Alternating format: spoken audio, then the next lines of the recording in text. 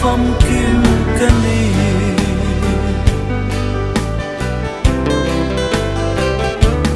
mi felte i xóa du zo ti chin tu ti chua an mi shin lui kal sanin nun tharin an lunga tu ma reng an holo